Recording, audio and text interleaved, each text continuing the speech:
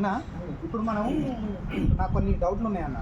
చెప్పండి. ఇప్పుడు మనం వాటర్ ప్రూఫింగ్ చేయించుకుంటున్నాం స్లాబ్కి. అవును. మనం ఆల్రెడీ పాతగా ఉన్న ఓల్డ్ బిల్డింగ్కి మనం ఆల్రెడీ మీదున్న ఫ్లోరింగ్ మొత్తం చిప్పింగ్ చేసేసాం, క్లియర్ చేసేసి మనం ఒక 3 coats 4 coats వాటర్ ప్రూఫింగ్ చేసుకుంటున్నాం. అవును. చేసుకున్న తర్వాత మళ్ళీ దీని మీద ఫ్లోరింగ్ అవసరం అంటే ఇప్పుడు దానికి కరెక్ట్ స్లోపింగ్ ఉందనుకోండి, అవసరం లేదు. ఏది మీది బాగా నుండి ఈశాన్య దిక్కు మంచి స్లోపింగ్ ఉందనుకోండి, దానికి ఎలాంటిది అవసరం లేదు. Just water proof cool paint అని ఉంటుంది, వాటర్ ప్రూఫ్ సంబంధించింది. అది వేసి వదిలిపెట్టలేదు. ఓకే అన్న. ఇప్పుడు మళ్ళీ మనం ఫ్లోరింగ్ చేసిన తర్వాత వాటికి ఎయిర్ గ్యాప్స్ ఫామ్ అయ్యి లోపలికి వాటర్ తీసుకునే ప్రమాదం కూడా ఉంటుంది కదా? ఉంటుంది, 100% ఉంటుంది. అది కస్టమర్కి ఏం చెప్తా అంటే నేను చాలా వరకు ఫ్లోరింగ్ అనేది పెట్టుకోవద్దని చెప్తాను. ఓకే. ఎవరికైనా ఫ్లోరింగ్తో లాస్ కానీ లాభం అనేది ఉండదు. ఓకే. అది ఏమవుతుందంటే 1-2 years తర్వాత మీకు హెయిర్ క్రాక్స్తోని వర్షాకాలంలో వాటర్ తీసుకుంటుంది. వాటర్ తీసుకున్నప్పుడు ఏం చేస్తుందంటే లోపల స్టక్ చేస్తుంది. ఇక్కడ ఇప్పుడు ఏదైతే మనం వాటర్ ప్రూఫ్ చేసినామో ఇది మనకు కెమికల్ చేసి పెట్టుట్లా మనకు లోపల డైరెక్ట్ స్లాబ్లో పోదు వాటర్. అక్కడ మధ్యలో ఆపేస్తుంది. మధ్యలో ఆపేసి ఏం చేస్తుంది అంటే చాలా రోజులకు ఇది ఉండి ఏం చేస్తుంది అంటే దానికి చిన్న దారి దొరికింది అనుకోండి, చిన్నగా తినేస్తూ ఉంటుంది కదా, మెల్లగా వెళ్ళిపోతూ ఉంటుంది. లోపలికి వెళ్ళిపోయి మనకు బిల్డింగ్ అనేది డ్యామేజ్ చేయడం స్టార్ట్ అవుతుంది. ఓకే అన్న. ఇంకా మీకు ఇంకా నా డౌటా, ఇది క్రాక్స్ అనేది కంపల్సరీ ఎయిర్ క్రాక్స్ అంటే ఆల్రెడీ క్వాలిటీగా వస్తున్నాయా? అవును. సిమెంట్ క్వాలిటీగా లేదు కాబట్టి. ఇసుక కూడా వస్తుందా? ఇసుక కూడా క్వాలిటీగా లేదు. ఏది మట్టి వస్తుంది. మట్టి వస్తుంది. నేను మొన్న రెండు వాళ్ళు చూసిన ఇసుక పోసిరు, అక్కడ మొత్తం మట్టి ఉంది. అది ఇసుక ఫ్లోరింగ్ చేసిన పళ్ళు వస్తుంది.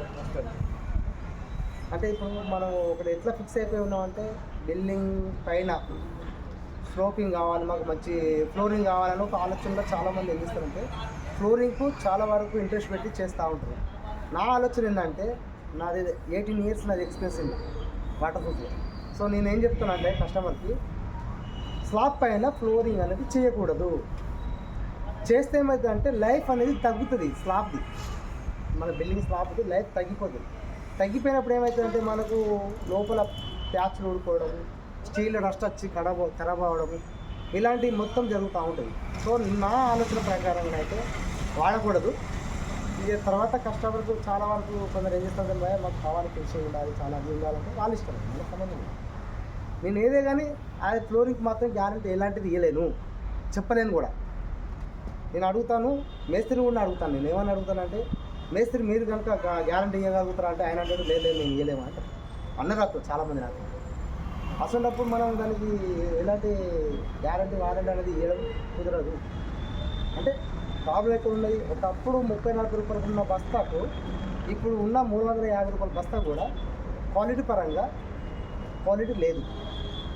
అప్పుడు డంగు సున్నతో కట్టిన ఇల్లు ఉన్నాయి, ఇప్పటికి చేసినవి ఉన్నాయి. మీరు రిపేర్ వాళ్ళు 14 ఇంచుల గోడలు విన్నాయి, వాళ్ళు స్లాబ్లు వచ్చినప్పుడు 80,000, 80,000, 75,000 చేసినవి ఉన్నాయి.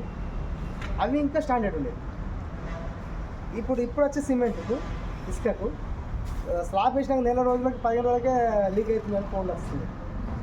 అంటే దాన్ని బట్టి మనకు బిల్డింగ్ అనేది ఇక మనం వాడే విధంగా వాడాలి తప్ప అలాంటివి ఇక వారంటీ వేరంటీ అనేది ఉండదు. ఓకే. ఇంకొకటి ఏదైతే టెర్రస్ ఉంటుందో కొత్తగా స్లాబ్ వచ్చినప్పుడు ఎలక్ట్రికల్ పైప్ లైన్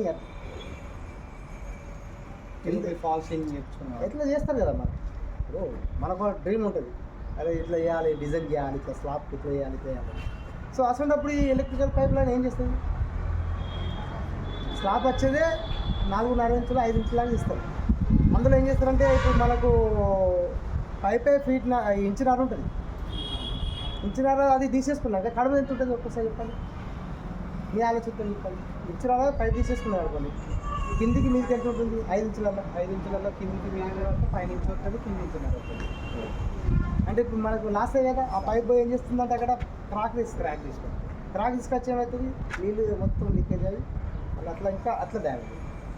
నన్ను అడిగితే మాత్రం మీరు డైరెక్ట్ ఒరిజినల్ స్లాబ్ వేసేటప్పుడు ఎలక్ట్రికల్ పైప్ అని ఇవ్వకుండా ఎట్లా ఫాల్సింగ్ వస్తుంది కాబట్టి కానీ గోడలలో ఇచ్చుకోవచ్చు. మనం గోడలలో భీమ్ దాకిచ్చుకొని అడుగులు మనం భీమ్ నుండే మళ్ళీ ఫాల్సింగ్ అవుతుంది, ఒక కనబడుతుంది. సో అట్లా చేసుకునే ప్లాన్ చేసుకోవాలి. అట్లా చేసుకునే ఎట్లా అంటే బిల్డింగ్ కూడా లైఫ్ ఎక్కువ వస్తుంది. అది నా ఆలోచన. ఇది కోటింగ్ చేయడం అంటే దీనికోసం ఇక మీకు అర్థమైనట్టు ఇక ఇది లోపల తొందర నీళ్ళు చొచ్చుకోపోకుండా ఆగని కోసమే తప్ప ఇంకా ఏం లేదు.